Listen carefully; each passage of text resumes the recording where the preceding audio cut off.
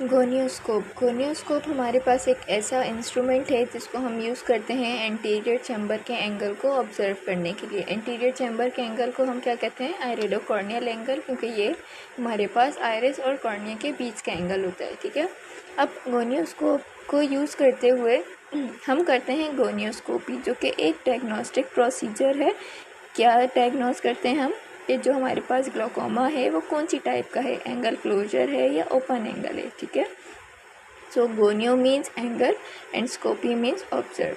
अब हमारे पास जो टेयर फिल्म और एयर का एंगल बन रहा होता है वो होता है 46 डिग्री का, और हमारे पास अगर हम स्लिट लैम्प भी यूज़ कर रहे हैं तो हमें जो एंगल होता है वो नहीं विजुअलाइज होता।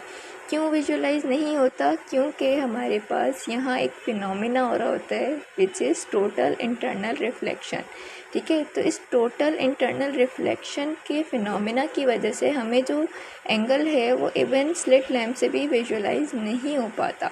अब हमारे पास जो कॉर्निया है उसका इंडेक्स और एयर का इंडेक्स दोनों रिफ्लेक्टिव इंडेक्स डिफरेंट हैं। कॉर्निया का हमारे पास 1.376 है, जबकि एयर का 1 है। ठीक है, होता क्या है, जब हमारे पास लाइट रेज हिट होती हैं कॉर्निया और एयर से, तो वो उनका जो इंटरफेस बनता है क्रिटिकल एंगल पे, उसके बाद वो रेज रिफ्लेक्ट बैक हो जाती हैं, जिसकी वजह से जो एंगल है वो इनविजिबल रह जाता है, विजिबल होता ही नहीं है।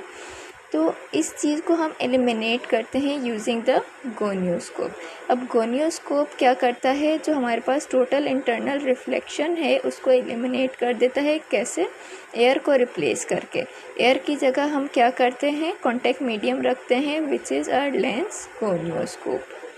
अब ये कैसे करता है कि जब हमारे पास गोनियोस्कोप हम प्लेस करते हैं कॉर्निया पे, तो हमारे पास इंटरफेस चेंज हो जाता है। जो कॉर्निया और एयर का इंटरफेस है वो चेंज होकर हो जाता है कॉर्निया और लेंस का इंटरफेस। अब क्या होता है, जो हमारे पास लाइट रेज हैं वो रिफ्लेक्ट के बजाय रिफ्रैक्ट होती हैं। ठीक है, और हमारे पास जो एंगल का स्ट्रक्चर है वो विजिबल हो जाता है।